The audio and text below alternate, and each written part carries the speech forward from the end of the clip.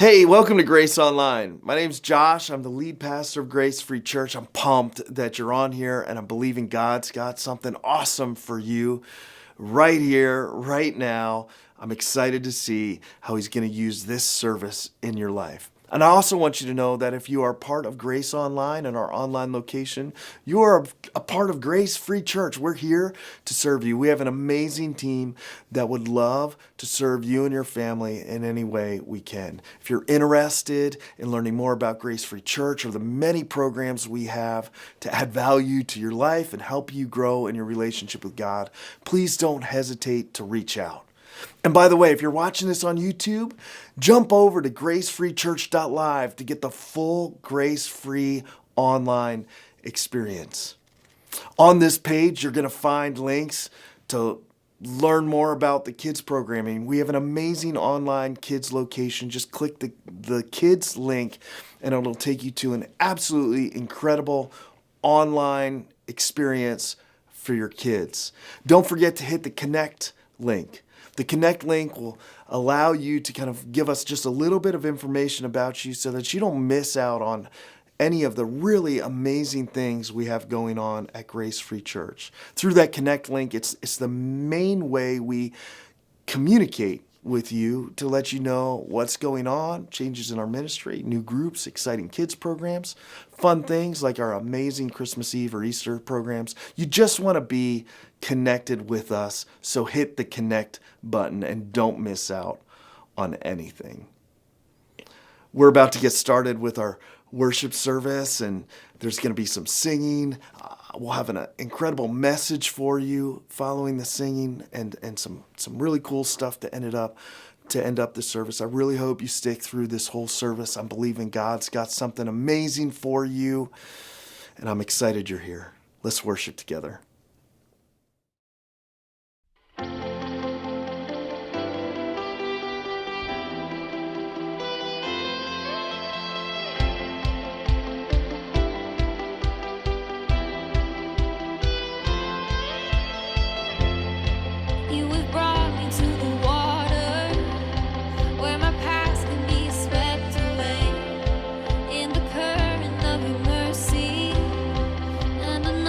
Never be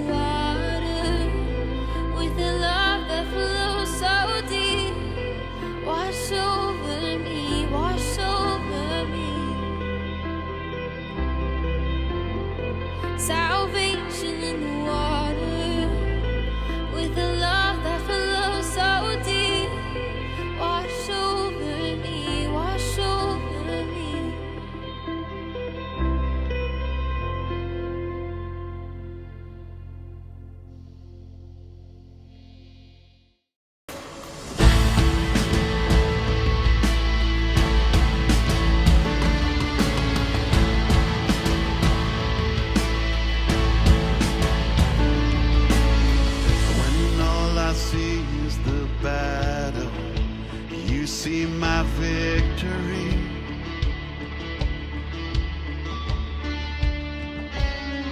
When all I see is the mountain, you see a mountain move. And as I walk through the shadow, your love surrounds me.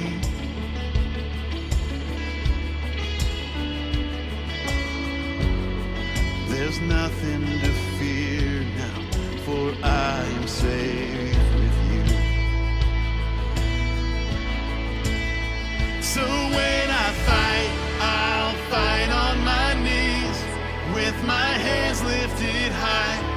Oh God, the battle belongs to you, and every fear I lay at your feet. I'll sing through the night. Oh God, the battle belongs to you.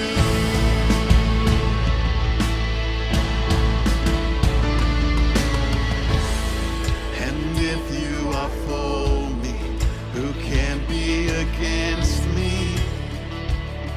Yeah. For Jesus, there's nothing impossible.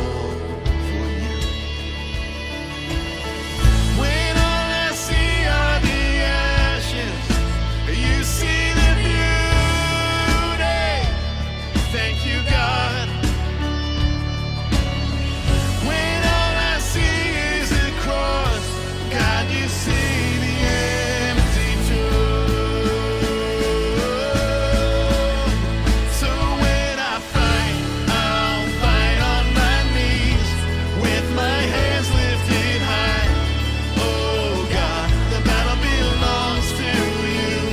And every fear I lay at your feet, I'll sing through the night. Oh God, the battle belongs to you. Almighty fortress, you go before us. Nothing can stand against the power of our God. You shine in the shadows, you win every battle. Nothing can stand against the power of our God. An almighty fortress, you go before us. Nothing can stand against the power of our God. You shine in the shadows, you win every battle. Nothing can stand against the power of our God. An almighty fortress, you go before us. Nothing can stand against the power of our God. You shine in the shadows, you win every battle. Nothing can stand against the power of our God. So when I fight, I'll fight on my knees, with my hands lifted high. Oh God, the battle belongs to you, and every fear I lay at your feet. I'll sing through the night. Oh God, the battle belongs to you. Oh God, the battle belongs to you.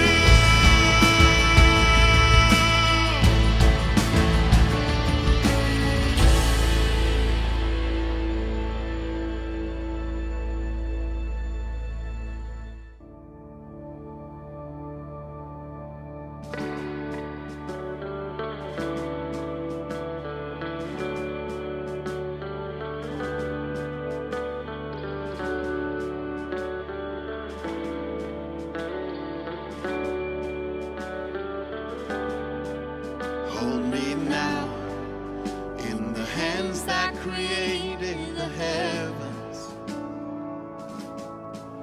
Find me now where the grace runs as deep as your scars. You pulled me from the clay, set me on a rock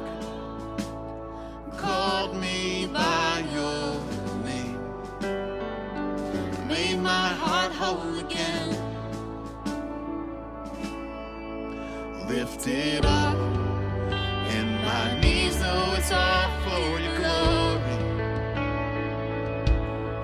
that I might stand with more reasons to sing than to fear. You pulled me from the clay, set me on a rock, and called me by your name, made my heart whole again. So here I stand, high in surrender. I need you now. Hold my heart now and forever. My soul cries out. Once I was broken, but you love my whole heart through. Sin has no hold on me, 'cause your grace wants me now. And that grace owns the ground where the grave did, where all my shame remains, left for dead in your way. You crashed those angel gates, you left no stone unturned, stepped out of that grave, shouldered me all the way. So here I stand, high in surrender. I need you now. Hold my heart now and forever. My soul cries out. Once I was broken, but you love my whole heart through. Sin has no hold on me, 'cause your grace wants me now. Healed and forgiven. Look where my chains are now. Death has no hold on me, 'cause your grace wants that around. And your grace wants me now. Your grace wants me now. Your grace wants me now. Your grace wants me now.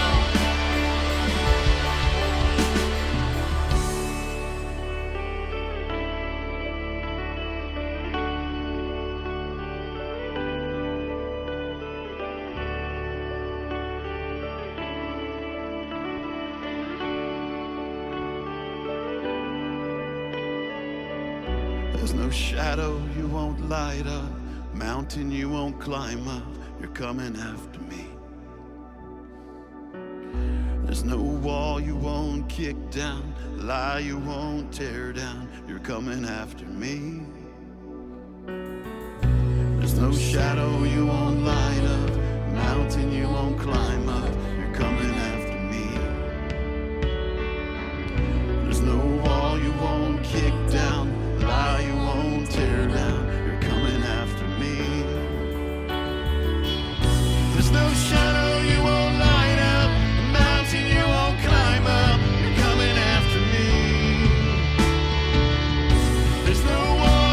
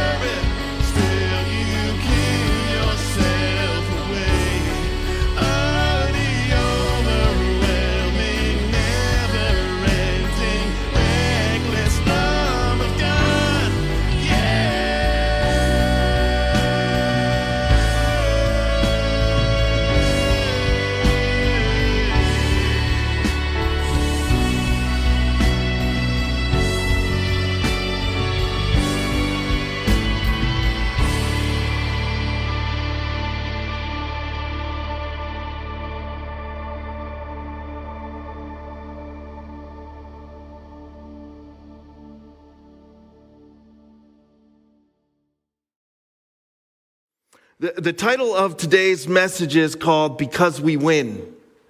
We're in this series where we're talking about resilient faith. And that's important.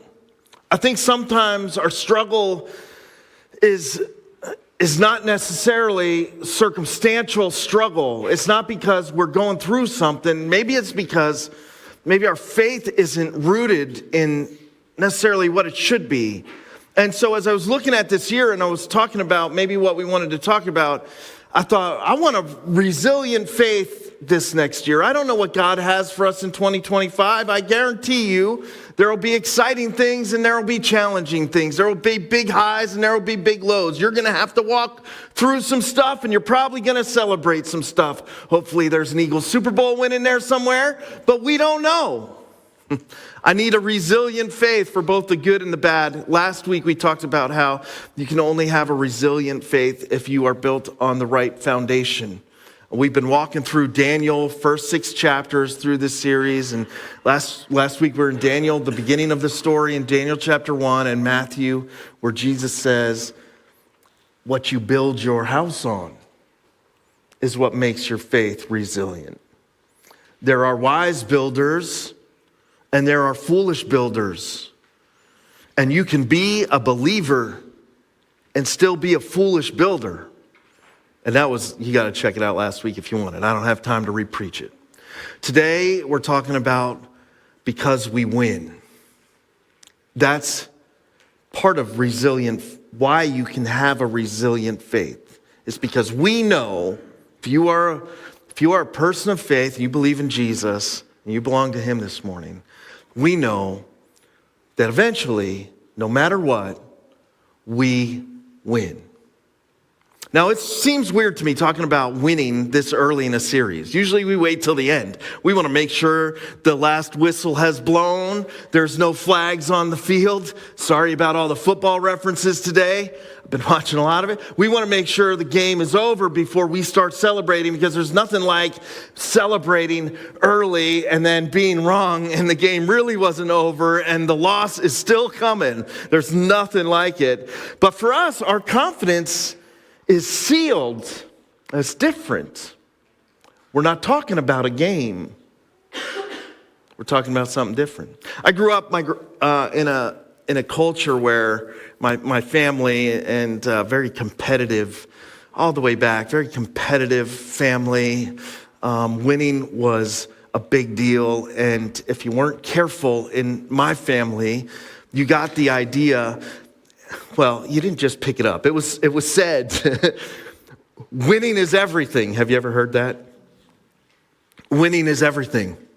I remember my grandfather watching us for a week. My parents were away, and my grandfather and grandmother were up watching us, and we loved my grandfather. We called him Poppy, and he was great with us as kids, and a very creative man, fun to be around, very strict though, and so I have to throw that out there because that'll help this make sense. But so you got some of you play hide the wine when certain people come over. Do you play that? No, we're not allowed to talk about that in church.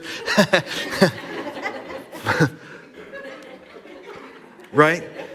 My grandfather, just making sure you're awake, man, because I wasn't feeling it. My grandfather was so conservative that, like, when we would go to the beach, our parents would be like, yo, don't break out the real playing cards, because somehow a real deck of playing cards to my grandfather he thought it meant something weird and it was evil and you can't play with those. If you pick up a deck of cards, you're going to become a gambler and ruin your life. That was I don't know if that was his mentality, but he was a strict man, but a lot of fun. And I remember he was watching me play a soccer game in high school, and it was a very physical game against a very good opponent, and it was a lot of banging around, and it got rough, and it was close, and we ended up losing at the end of this game.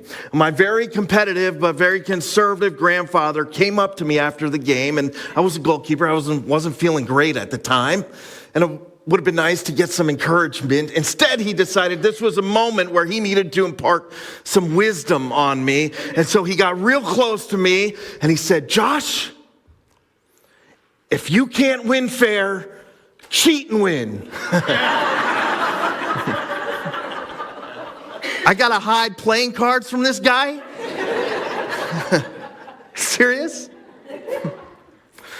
A winning mentality when you're talking about a game can get you in a lot of trouble. It is not worth selling your integrity to win a game. And I want to make that really clear up front. Because what we're talking about when it comes to our faith and when it comes to life, winning is everything, but life is not a game. It's not a competition. And I just want you to, people feel different ways about winning. There are people who are just like, winning is everything and super competitive. And then there are people that just don't even care. And there are people that make losing just part of their culture and they're okay with it. And there are people that just expect to win and stop doing the things that got them there. We got a weird relationship with winning and competition. And you just need to know that when I'm talking about winning today, your life is not a game. But it is a battle. And some of you feel that. You feel that battle raging, maybe even right now. In John chapter 10, Jesus said there's a thief who has come to steal and kill and destroy. And this thief is our enemy, and our enemy does not like you. He doesn't want to see you here. He doesn't want to see you growing. He doesn't want to see you living a life for Jesus. He doesn't want to see you stepping into your purpose. He doesn't want to see your marriage make it. He doesn't want to see you move from unhealthy to healthy. He doesn't want to see you free from whatever mental struggles you're dealing with. The enemy has come and tries to usher into your life destruction and utter defeat. Life is not a game, but you're in a battle. Ephesians chapter 6, it just lays it out like so clearly. It says, be strong in the Lord and in his mighty power. Put on the full armor of God so that you can take your stand against the devil's schemes. For our struggle is not against flesh and blood, but against the rulers and against the authorities and against the powers of this dark world and against the spiritual forces of evil in the heavenly realms. Therefore, put on the full armor of God so that when the day of evil comes, you may be able to stand your ground. I don't want that stuff to be true. But the struggle that you are facing in your life is deeper than just the surface stuff you think it is. Whether we want to ignore it or not, whether we think it's true or we don't think it's true, whether we think it's just sort of some sort of like exaggeration in spiritual terms or not, it doesn't matter. The reality of our lives is that you are in the middle of a battle, whether you want to be or not, and that battle is for your soul. And that battle is for your heart. But the good news is, Jesus said that while there's an enemy who only wants your destruction, I have come that you may have life and not just some regular, mundane, barely getting by kind of life. He said, I have come that you may have life and that you may have it to the full. Winning isn't everything when you're talking about a game. But it is everything when you're talking about this. There's a lot of lessons in Daniel chapter 1 about winning. I can't read the whole thing because we just don't have time. If you go check out last week's sermon, it's super important to this whole series. It's the foundation of the series. It's the foundation of your life. You can go catch it online. You'll see a guy with a terrible haircut just growing out. Why did you guys not tell me that looked so bad? Love speaks truth. Nobody ever said, dude, go see your barber. None of our staff ever said it. Daniel chapter 1, I got to give you the real quick, short version. I had a lot of coffee. Daniel chapter 1, the short version is like Daniel is in Jerusalem and the Babylonians have taken over. They've taken Jerusalem. Jerusalem has fallen and they've taken captives to serve in the Babylonian kingdom. And they've kind of taken what they thought were the best of the best to get trained, to be fed, to be built up. And then those guys are going to be serving in the king's court. Daniel is one of those guys with a couple of his buddies. Daniel, they had a guy appointed to them who was in charge of their training and their nutrition and their workout regimen and to teach them all the things. It was a master class in manipulation by the Babylonian emperor. It's just a master class and like rip them from their home, give them a new identity, name them something different, just throw all of the goodies on them, give them all the stuff. Here's all the steaks, here's all the wine, here's all the party stuff you want. Just trying to like manipulate these guys and prepare them for service in the king's court. Daniel goes like, I'm not going to do it. He resolved in his heart. He knew that God had something better, and he knew that God showed him how to get there. And for Daniel in the Old Testament, in the Hebrew culture, that had a lot to do with what they were supposed to eat and what they weren't supposed to eat. And so Daniel says, I can't eat this stuff. I'm not going to do it. The guy freaks out. He liked Daniel, but he freaks out. He's like, okay, so I would love to let you eat vegetables this whole time, but I'm going to get in big trouble if I show you along with these other guys who are eating steak and you look like some scrawny little wimp and these guys are pretty jacked. The king's going to be pretty mad at me. And Daniel, he says, it says he resolved in verse 8 not to defile himself with the royal food and wine and asked the chief official for permission. And he said, I'm afraid the Lord the king who assigned me to you, why should he see you looking worse than the other young men? The king would have my head because of you. Then Daniel says to the guard who was appointed over them, please test your servants for 10 days. Give us nothing but vegetables to eat and water to drink. Then compare our appearance with that of the young men who eat the royal food and treat your servants in accordance with what you see. So he agreed and tested them for 10 days. At the end of 10 days, they looked healthier and better nourished than any of the young men who ate the royal food. So the guard took away their choice food and the wine, and they were to drink, and gave them vegetables and said, to these 4 young men, God gave knowledge and understanding, all kinds of literature and learning, and Daniel could understand visions and dreams of all kinds. At the end of the time set by the king to bring them into his servants, the chief official presented them to Nebuchadnezzar. The king talked with them, and he found none equal to Daniel, Hananiah, Mishael, and Azariah. So they entered the king's service, and in every matter of wisdom and understanding about which the king questioned them, he found them 10 times better than all the other magicians and enchanters in the whole kingdom. And Daniel remained there until the first year of King Cyrus. Daniel knew it was bigger than veggies and steak. That the fight he was in was not a dietary fight, but a spiritual one. You got to know that. Daniel also knew that winning for him was inevitable. That's the first. I got 6 things that we can take out of these verses I just read. And that's the first one. You can know. You want a resilient faith?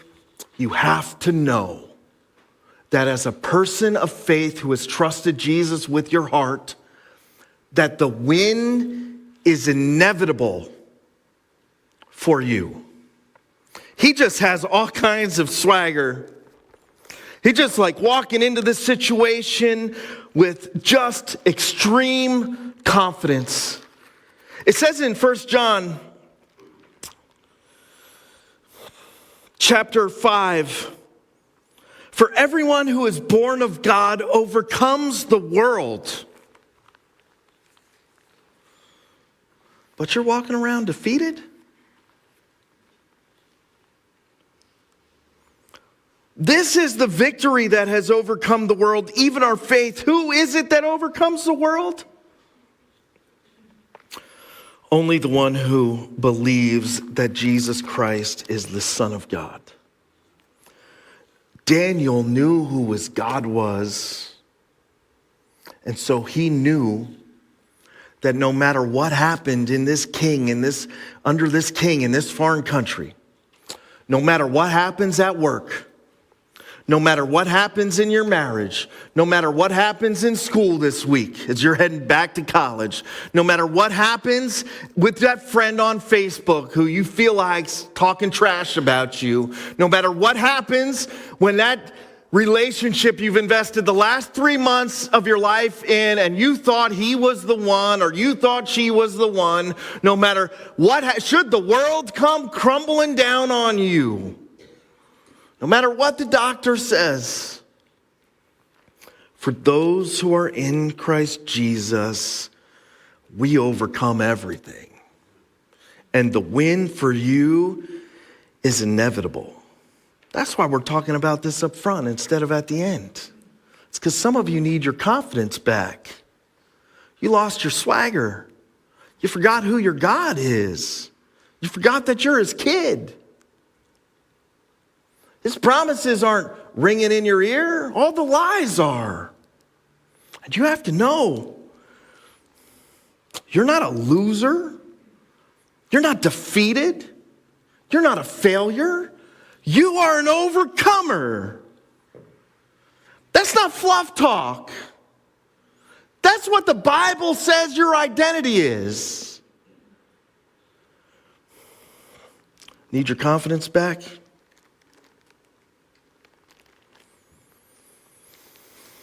No, the second thing that I think is so powerful in this passage is to understand is that sometimes the winning doesn't make sense. It doesn't make sense. This didn't look like how they would draw it up. They don't get to this win the way we would draw up getting to this win. We'd be like, you need some protein powder to go with those vegetables. I got a pretty good shake, right? Like, let's throw some 45 plates on the end of this bar, you little weakling, and we're going to put some creatine in that water that you're drinking because that's how you get to win like this. That's how we draw. But the wins don't always make sense. They didn't make sense to the guards. If Daniel didn't understand what God had said for him to do, they wouldn't have made sense for Daniel. If you belong to Jesus but don't understand what God says for you to do, it won't make sense to you either. Our wins look different. I've seen people that on the outside have seemed to have suffered paralyzing defeats, and yet their hearts are filled with joy. I watched people I love walk through cancer and lose children. On the outside, there isn't a defeat that gets bigger than those kind of defeats, but yet still walk through that kind of grief with a lot of pain, but with victory in one of their hands. The wins don't make sense to the world, but when you understand God and what he says, and then all of a sudden, doesn't even matter if anybody else gets it or not. You just know that eventually you will experience the victory that has already been won for you.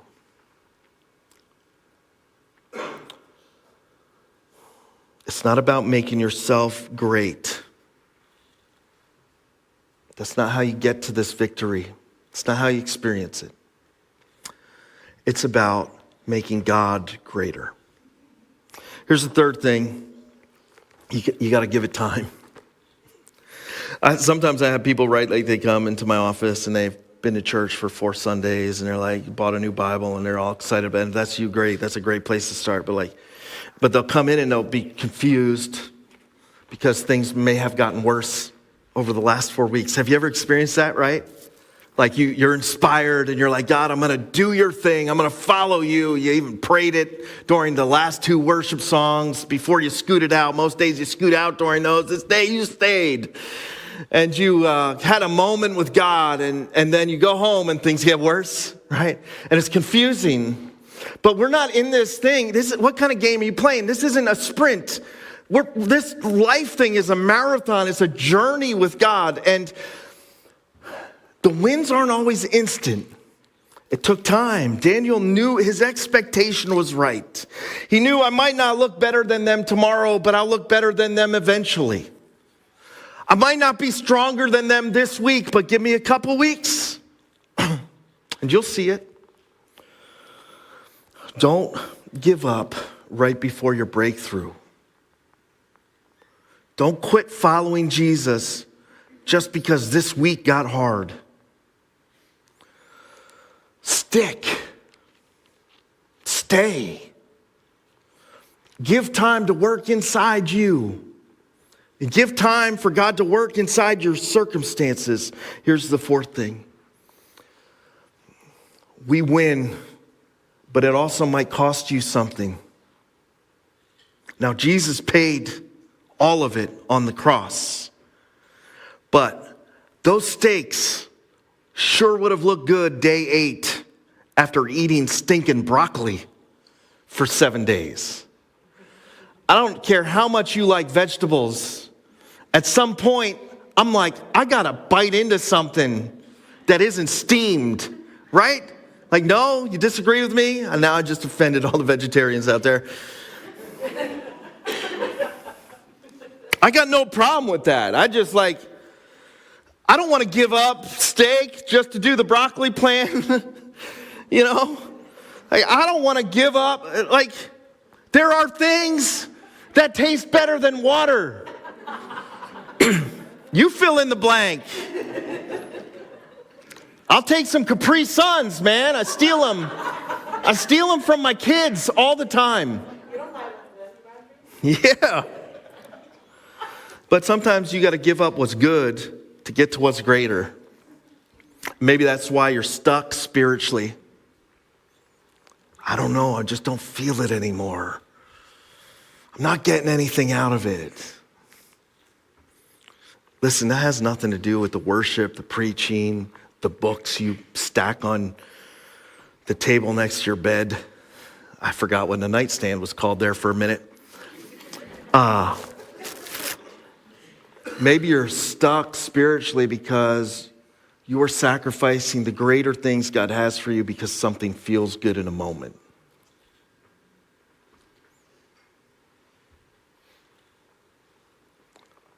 Man, there's just so much more for you. The win has already been won. But you ever meet somebody that won and doesn't know it?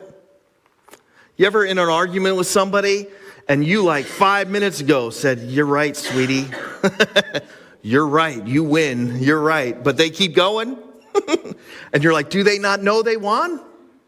There's a whole lot of Christians who walk around, they have won, but they don't know they won. They haven't experienced that they've won. And sometimes to experience what God has for you, the win, you got to give up what's good in the short term for what's greater in the long term. Daniel made some sacrifices. That's how much he believed. It'll cost you something. But ultimately, here's 5, and we're going to jump to 6 real fast. God supplies everything you need. God has supplied you with gifts. He supplied you with your talents. He will supply you with opportunities as you're following him. God is the one who supplies the winds. He is the source of everything. James says that every good and perfect spiritual gift comes from the Father in heaven. We think we've earned it. We've worked hard. I'm really smart. Look what I've built. But the entire time, it's been God giving me the opportunity. He gave me the brain. He gave me the giftedness. It's always been him. It's always been him. And now I know even when I fail on my end, it always was him. It always will be him. He'll usher in the victory I need to see. in my life. 1 John 4:4. So you are from God and have overcome them because, not because of you, because the one, do you know this verse? Some of you need to circle this verse, 1 John 4:4. Because the one who is in you is greater than the one who is in the world. John 16:33. In me, Jesus says, you will have peace. In this world you will have trouble, but take heart, I have overcome the world. Here's the last thing you got to know. There is no win equal to this win I'm talking about. This isn't just win by a little. This wasn't just an overtime win. Romans 8 says we are more than conquerors. More than conquerors. You don't just win, you win big with Jesus. It's just not a little bit, it's a lot. The win is complete. And when it comes to what matters most, you will be undefeated. Because you are more than a conqueror through him who has loved you. So what do we do, right? Like, here's 3 things to do.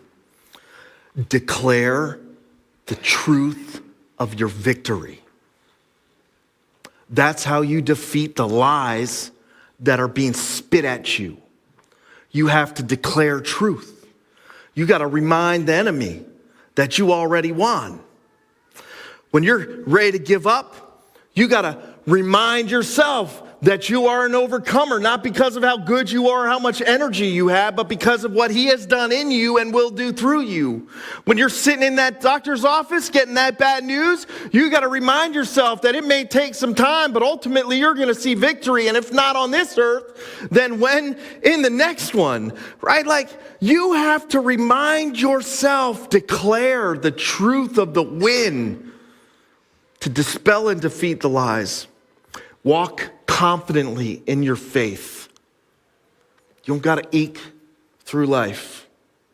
No matter what you face, no matter what they say, you can stand confidently before God and before the world. Carry some swagger into your circumstances. You're going to be all right. It may not be okay, but you are going to be all right. And the last thing is, how about a little pre-praise? We often celebrate at the end. You can start celebrating at the beginning. In fact, let's do it right now as I pray and the worship team comes up. God, we thank you that the victory is already yours. You've won it at the cross, through the empty tomb. And that grave stands open, sealing our victory. There's nothing in this life and nothing in death can steal it from us. Our victory is in you and through you, and you have given us all that we need, supplied us with everything so that we don't just have to wait till heaven to experience our victory. We can experience it right now in how you're working in our circumstances, no matter what we're going through. We are more than overcomers. We are more than conquerors through you and your love for us. I'm fired up, and maybe I should sound calmer with my tone, but I'm not trying to scare anybody. We just need to see. Just need to see that our faith is resilient because we already won. We already won. Would you just fill some people during these last 2 songs with confidence in who you are and what you're going to do in their circumstances? We thank you and we love you. In Jesus' name, amen. Good morning, Grace family and friends. We are so glad you have joined us to worship at our online campus. I want to take a moment and talk a bit about why we as a church encourage giving. Did you know that giving is considered an act of worship? It's true. Paul addressed the Philippian church on this very thing. In Ephesians 4:18 through 19, Paul states, "I have received full payment and have more than enough. I am amply supplied now that I have received from Epaphroditus the gifts you sent. They are a fragrant offering, an acceptable sacrifice, pleasing to God." Paul, of course, is referring to their offerings here. Paul continues, "And my God will meet all your needs according to the riches of his glory in Christ Jesus." Paul used these gifts to further the mission of spreading the good news of Jesus Christ. And just like Paul, our mission at Grace Free Church is to share this good news throughout Schuylkill County.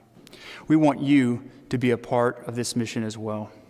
By partnering with us, we can reach the people of Schuylkill County. In fact, we can't do it without you. You may be thinking, how do I partner with Grace Free Church? Well, one way is through giving. We made this partnership process very simple. In fact, we have several methods to assist you in joining this mission. You can mail your gift to the church. You can text your gift to 570-528-2060, or you can give online by clicking the Give Online button on this page. The Give Online button also has a recurring giving option, which is a great way to schedule your gift giving. We appreciate you and are excited to see what God has in store for this church. When the best of me is barely breathing, when I'm not somebody I believe in, hold on to me. When I miss the light the night has stolen, when I'm slamming all the doors you've opened, hold on to me. Hold on to me. Hold on to me when it's too dark to see. When I am sure I have reached the end. Hold on to me when I forget I need you. When I let go, hold me again. When I don't feel like I'm worth defending. When I'm tired of all my pretending. Hold on to me. When I start to break in desperation, underneath the weight of expectation, hold on to me.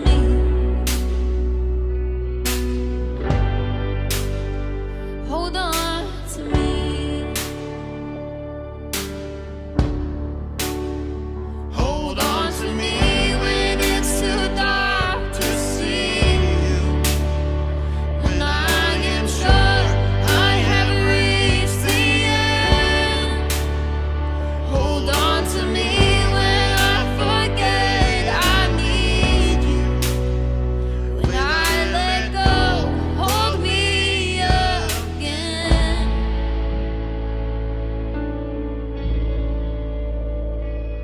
I can stand here in your arms forever, 'cause I know nobody loves me better. Hold on to me.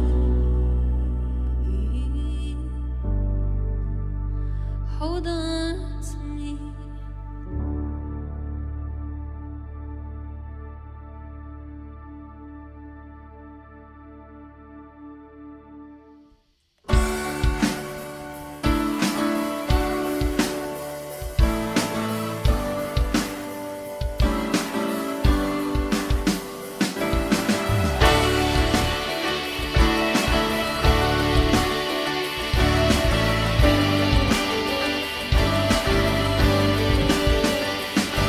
We worship the God who was, We worship the God who is.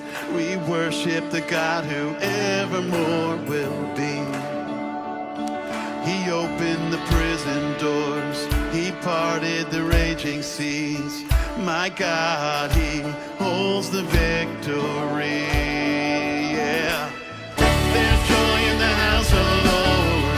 There's joy in the house of the Lord today. And we won't be quiet. We shout out your praise. There's joy in the house of the Lord. Our God is surely in this place. And we won't be quiet. We shout out your praise. We shout out your praise. We sing to the God who heals. We sing to the God who saves. We sing to the God who always makes a way. 'Cause He hung up on that cross and He rose up from that grave. My God, still rolling stones away. There's joy in the house of the Lord. There's joy in the house of the Lord today. And we won't be quiet. We shout out your praise. There's joy in the house of the Lord. Our God is surely in this place. We won't be quiet. We shout out your praise.